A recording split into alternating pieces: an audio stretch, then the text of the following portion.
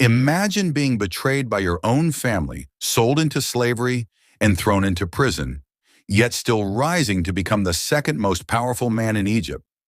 This is the incredible story of Joseph, a man who turned trials into triumph. But before we begin, make sure to hit that subscribe button and turn on notifications so you never miss more Bible stories like this. And tell me in the comments, what's the biggest lesson you've learned from Joseph's journey? Let's get started. Joseph was just 17 when his life took an unexpected turn.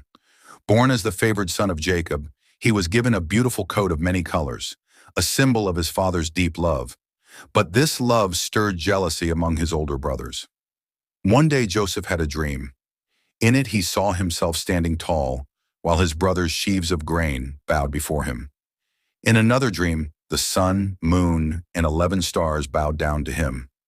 When he shared these dreams, his brothers' jealousy turned to hatred. One fateful day, Joseph's father sent him to check on his brothers, who were tending the flocks. But as they saw him from a distance, their anger boiled over. "Here comes the dreamer," they sneered. Plotting against him, they grabbed him, tore off his coat, and threw him into a deep, dry pit. Instead of killing him, they sold him to passing merchants for 20 pieces of silver. Joseph, now a slave, was taken to Egypt, far from home. His brothers, meanwhile, soaked his coat in animal blood and deceived their father, making him believe that Joseph had been devoured by a wild beast. In Egypt, Joseph was bought by Potiphar, an officer of Pharaoh. Though a slave, Joseph remained faithful and God blessed him. Everything he touched prospered. Seeing this, Potiphar made Joseph the overseer of his household. But trouble soon came. Potiphar's wife found Joseph handsome and tried to seduce him. When he refused, she falsely accused him, and he was thrown into prison. Yet even in chains, Joseph did not lose hope. God's favor remained with him, and he soon became respected among the prisoners. One night, two of Pharaoh's servants, the cupbearer and the baker, had troubling dreams. Joseph, gifted with wisdom, interpreted them. The cupbearer would be restored to Pharaoh's service, while the baker would be executed. Days later, his words came true. Yet the cupbearer forgot Joseph, leaving him in prison for 2 more years. Then Pharaoh himself had strange dreams: 7 fat cows devoured by 7 thin cows, and 7 healthy heads of grain swallowed by 7 scorched ones. None of Egypt's wise men could explain them. Finally, the cupbearer remembered Joseph. Brought before Pharaoh, Joseph explained that the dreams foretold 7 years of abundance, followed by 7 years of famine. Joseph advised Pharaoh to store food during the good years to survive the famine.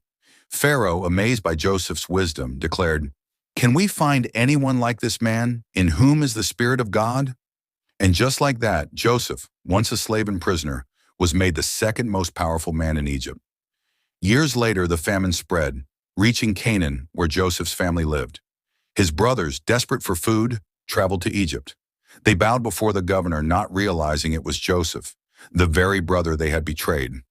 When Joseph saw his brothers, he recognized them immediately, but they did not recognize him.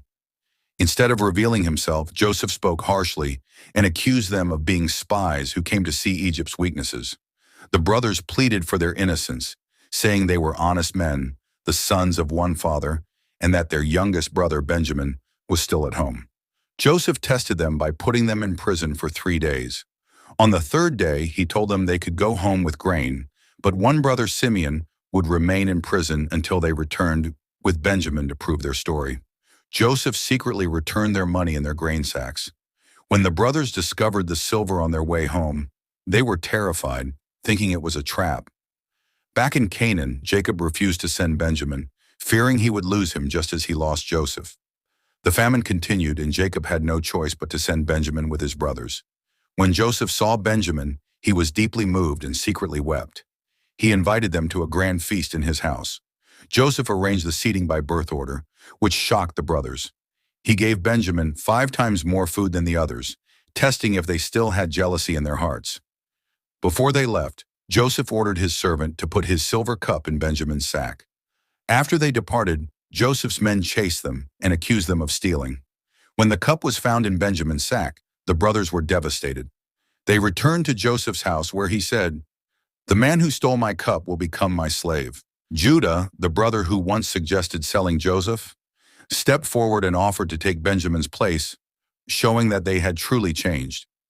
Joseph saw that his brothers were no longer selfish and cruel. Instead of abandoning Benjamin, they were willing to sacrifice themselves to protect him. Overcome with emotion, Joseph revealed his identity to his brothers and said, "I am Joseph. Is my father still alive?"